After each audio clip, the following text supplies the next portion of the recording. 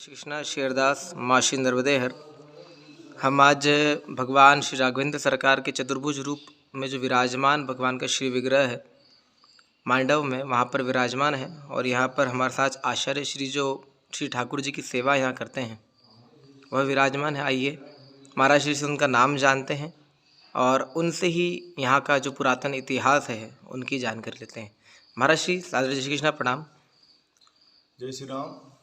महाराज श्री आपका शुभ नाम क्या है? मेरा नाम आचार्य शुभम त्रिवेदी है। जय महाराज श्री।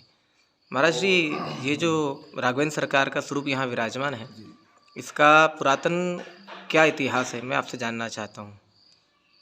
देखिए नागर जी, ऐसा है कि संपूर्ण विश्व भर में राम जी के आला स्वरूप चतुर्भुज वाला वो केवल मांडवगढ़ में स्थित है। देश विदेश से अनेकों यहाँ पर भक्त आते हैं भगवान के दर्शन के लिए, और ये अत्यंत दुर्लभ भगवान का ये विग्रह है। पहली बात तो ये है कि आप बड़े भाग्यशाली भी हैं, माता भगवती की परिक्रमा कर रहे हैं, वो परिक्रमा के अंतर्गत भगवान का दिव्य दर्शन भी कर रहे हैं। जी। कोई महात्मा की या कोई संत महात्मा की भगवत कृपा होती जब जाके ऐसा कार्य करने को मिलता है। तो भगवान के यहाँ पर चार भुजा है। नर अंतर्गत नारायण भगवान यहाँ पर, क्योंकि भगवान राम जी थे वो साधारण मनुष्य वाला जो स्वरूप था भगवान का, और यहाँ पर नर भी है नारायण भी है। तो भगवान की यहाँ पर चार भुजा है। एक हाथ में धनुष है, एक हाथ में बाण है, और एक हाथ में कमल का पुष्प है, और एक हाथ में माला है। यानी कि भगवान ने शस्त्र और शास्त्र दोनों धारण कर रखे हैं। बिल्कुल। शस्त्र धनुष बाण है और शास्त्र माला और पुष्प का प्रतीक, शस्त्र का प्रतीक है, शास्त्र का प्रतीक है। यानी कि भगवान जब इस धरातल पे लीला करने के लिए आते हैं तो भगवान शस्त्र और शास्त्र दोनों धारण करते हैं। शास्त्र से धर्म की स्थापना की जाती है और शस्त्र से धर्म की व्यवस्था चलाई जाती है, शासक किया जाता है।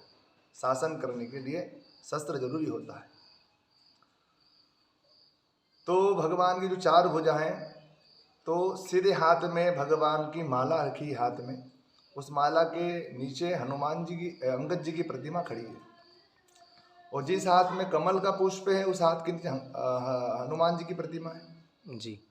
और आपको बता दें कि अंगद जी की प्रतिमा यहाँ के अलावा और कहीं नहीं है। कहीं नहीं है। आपने और ऐसा विग्रह भगवान बिल्कुल कहीं नहीं देखा होगा। सदैव हनुमान जी ही भगवान के शरणों में विराजमान रहे। और भगवान के चरणों में 7 वानर सेना बैठी हाथ जोड़कर। अरे वाह। लक्ष्मण जी के चरणों में 2 वानर, एक तरफ नल और एक तरफ नील है। कहते उस समय के ये इंजीनियर थे। हाँ हाँ हाँ। भगवान का बड़ा सहयोग किया था राम सेतु बनाने के लिए। आज से 1121 वर्ष पूर्व का भगवान का ये विग्रह है। यानी कि विक्रम संवत्सर 957 और सन 901, सन और संवत्सर में 56 वर्ष का फर्क है। तो अभी आप जो इस वीडियो के माध्यम जो भगवान का दर्शन और इस मंदिर का स्वरूप देखेंगे, ये स्वरूप जो है दूसरी बार का है स्थापित। कहते हैं कि जो भी वर्तमान में मंदिर है, इसके पहले बहुत विशालकाय मंदिर रहा था। ये उसका 10वां हिस्सा है, कहते हैं ऐसा। अच्छा। सन 901 के बाद समय व्यतीत हुआ, 1400 के आसपास तक पहुंचा था। 1400 के आसपास इस क्षेत्र में मुगलों का अत्याचार और दुराचार बहुत बढ़ने लगा। मुगल जहां भी कहीं जा रहे थे वहां के मंदिर और मूर्ति को खंडित कर रहे थे। जब ये सूचना यहाँ तक पहुंची तो यहाँ के संत महात्मा पंडित पुजारी थे, वो बड़े चतुर थे, वो बुद्धिमान थे। उन्होंने भगवान को एक तल घर में छुपा दिया गया। विचार किया कि जब सब कुछ ठीक हो जाएगा तो पुनः भगवान को स्थापित करेंगे। ऐसा विचार करके भगवान को तल घर में विराजमान किया।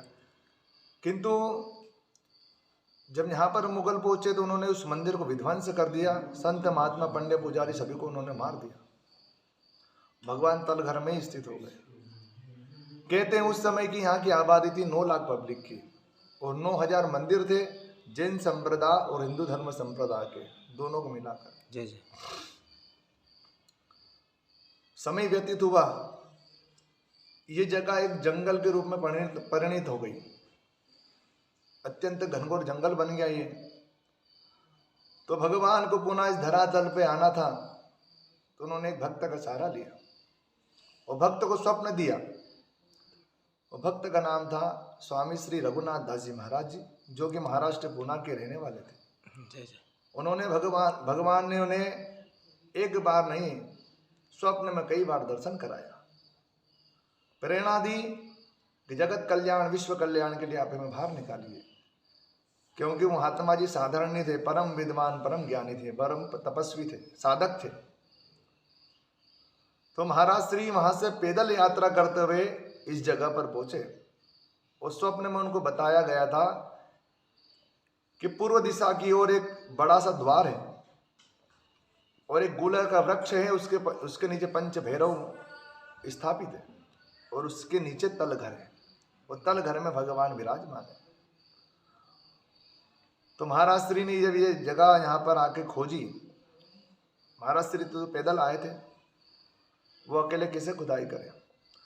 तो यहाँ पर धार राज्य की सीमा लगती है। तो उस समय धार की रानी थी शकुबाई मीनाबाई पवार। महाराज श्री ने उनसे भेंट की और अपने स्वप्न का सारा वृत्तांत उन्हें सुनाया, किंतु रानी ने विश्वास नहीं किया महाराज श्री के वचनों पर। विश्वास इसलिए नहीं किया क्योंकि उनके जीवन काल में ऐसी बात और भगवान का ऐसा विग्रह का कभी सुनने में नहीं आया कि राम जी की 4 भुजाएं। राम जी की 2 ही भुजाएं होती है, आपने भी देखा हर जगह मंदिरों में, किंतु उनके जीवन काल में ऐसा कोई दर्शन नहीं हुआ प्रभु राम जी का कि 4 भुजाएं वाले राम जी। रानी थोड़ी धार्मिक प्रवृत्ति की थी, उन्होंने थोड़ा सा विश्वास किया संत महात्मा की बातों पर, वचनों पर। तो उन्होंने एक शर्त भी रखी, अगर महाराज श्री वहां पर भगवान नहीं निकले या ऐसी कुछ चीज नहीं निकली तो आपको मृत्यु दंड दिया जाएगा।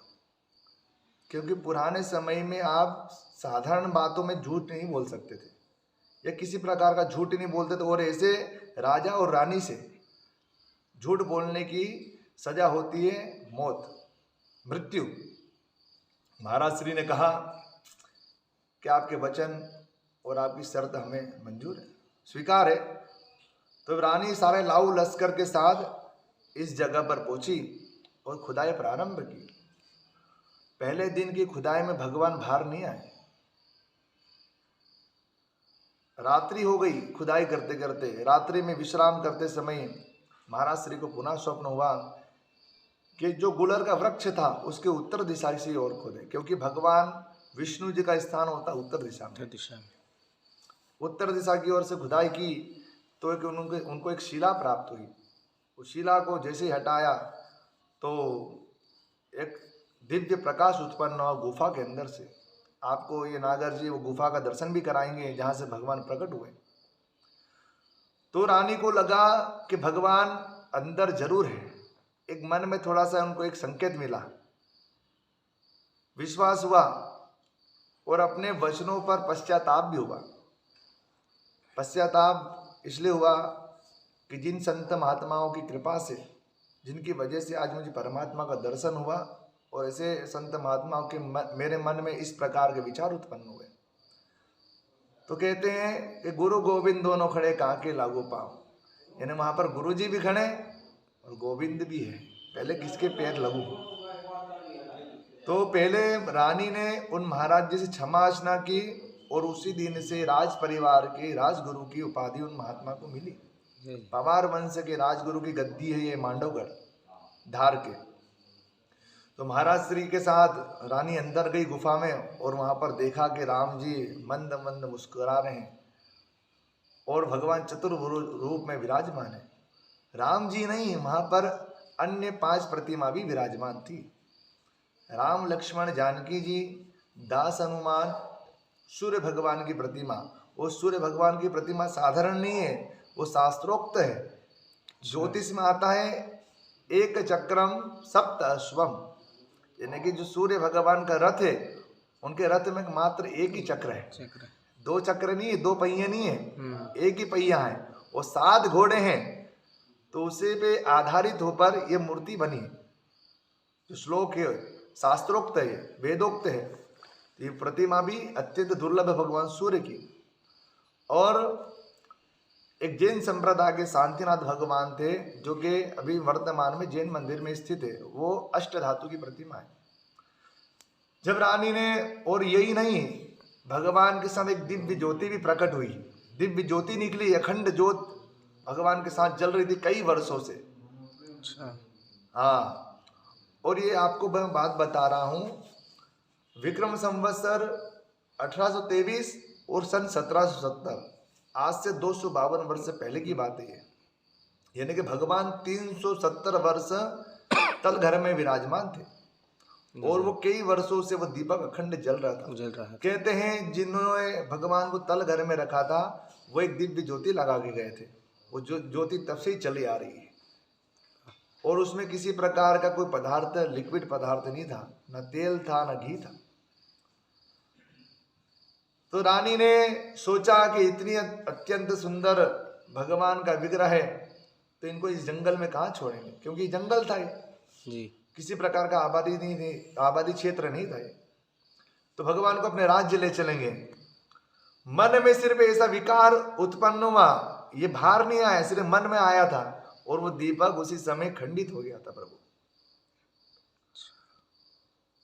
और उस दीपक को ले जाना चाहा।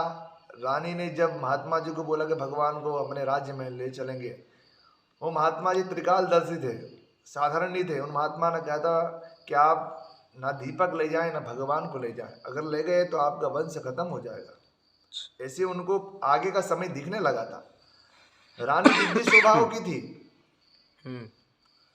तो उन्होंने संदेश के माध्यम से अपने राज्य में भगवान के लिए दिव्य अलौकिक मंदिर निर्माण किया, जो अभी भी स्थित है वो मंदिर।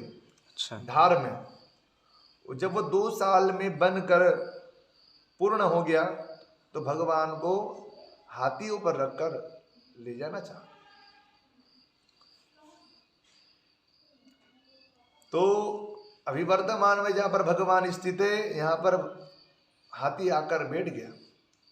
अनेकों प्रयास किए, महावत ने हाथी उठा नहीं। रानी को लगा कि मूर्ति का वजन ज्यादा है, भार ज्यादा है, कल अगले दिन और कोई साधन देखेंगे जिससे भगवान को ले जा सके। तो रात्रि काल में स्वप्न आया कि मैं वनवासी राम हूं। अच्छा। अब वनवासी राम कैसे? भगवान का जो स्वरूप है वो वनवास वाला है। भगवान ने जटाएं बांध रखी है, बैगल वस्त्र पहने, जनेऊ धारण है, योगी वाला रूप धारण किया भगवान ने। जिस समय भगवान ने वन में विचरण किया था वही स्वरूप है।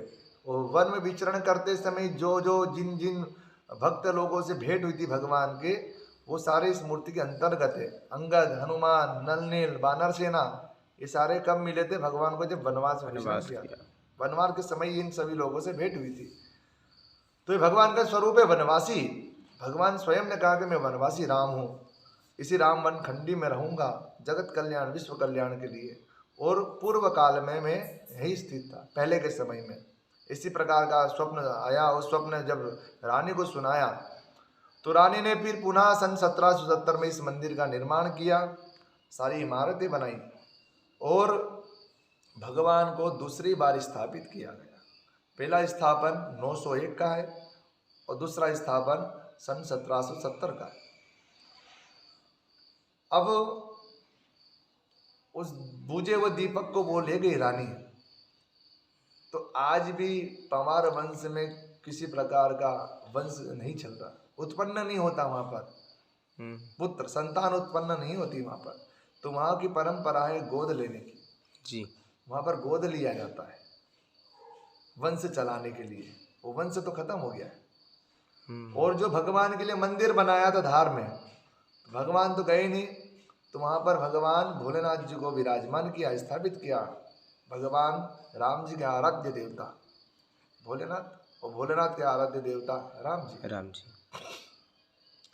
तो स्वामी श्री रघुनाथ दास जी महाराज जी को यहाँ के प्रथम महंत बनाया और सारी व्यवस्था उनके ऊपर, और जितना भी आसपास की भूमि थी, धन था, चांदी सोना चांदी असरफियाँ गिनी, बहुत सारा धन रानी ने इस मंदिर पे राम जी की सेवा के लिए दिया गया था। और वर्तमान में स्वामी श्री नरसिंहदास जी महाराज जी हैं महामंडलेश्वर, वो नवी पीढ़ी के हैं, गुरु शिष्य परंपरा चली आ रही है। ये मठ रामानंदी संप्रदाय का है। और यहाँ पर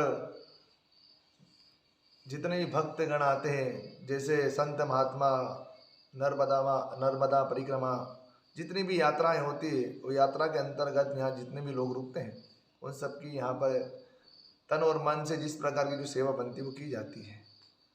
और एक हमारे महाराज जी है, वो बड़ी अच्छी बात कहते हैं कि सारी दुनिया देखी घूम आए चारों धाम, मांडवगढ़ के मंदिर में देखे चतुर्भुज श्री राम। जय जय।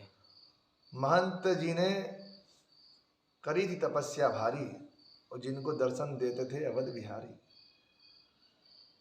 आशा है कि आप भी एक बार मांडवगढ़ में भगवान चतुर्भुज राम जी का दर्शन करें, और भगवान आप सभी का कल्याण करें। और यहीं पर मैं अपनी वाणी को विराम देता हूँ। हमारे से एक प्रश्न दास का और है, जी। यहाँ पर गुरुकुल परंपरा चली आ रही है, जी। तो यह कितने वर्ष से चली आ रही है? देखो, ये गुरुकुल परंपरा बहुत अनादि तो नहीं कह सकते, यानी कि बहुत पुरानी है। ये मुगलों और अंग्रेजों के शासन में ये गुरुकुल बंद हो गया था। अच्छा। ये परंपरा बहुत पुरानी है, यानी कि जब से भगवान का ये स्थापन है, जब से ये गुरुकुल भी चला आ रहा है। क्योंकि इतना बड़ा मठ है, मठ में इस प्रकार की व्यवस्था तो एक सुलभ है। अच्छा। किंतु बीच में किसी कारणवश बंद हो गई थी। अभी वर्तमान में महाराज जी ने ये व्यवस्था सुचारू रूप से वापस चालू की है। 11 नवंबर पे इसका राम नारायण विद्यापीठ का उद्घाटन हुआ और गवर्नमेंट मान्यता प्राप्त हुई। तो महाराज जी, यहाँ पर कितने वर्ष की आयु के बालकों को रखा जाता है? यहाँ पर 10 से 15 वर्ष की आयु के बच्चे रहते हैं, और 5वीं से 7वीं पास वालों बच्चों को लिया जाता है। जी। जय जय। तो आइए अब हम रघुनाथ सरकार के दर्शन करते हैं, और फिर हम उन गुफा के भी दर्शन करेंगे जहाँ पर भगवान विराजमान थे पूर्व के समय में।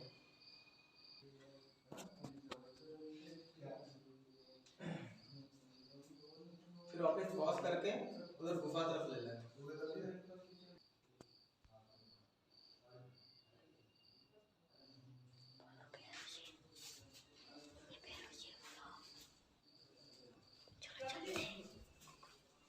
चलते गुफा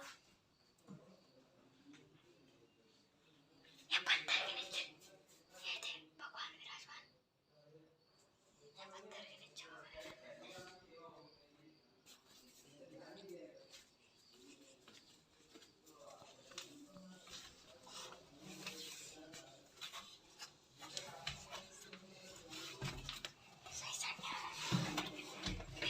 पिल्ली बनाना चाहिए।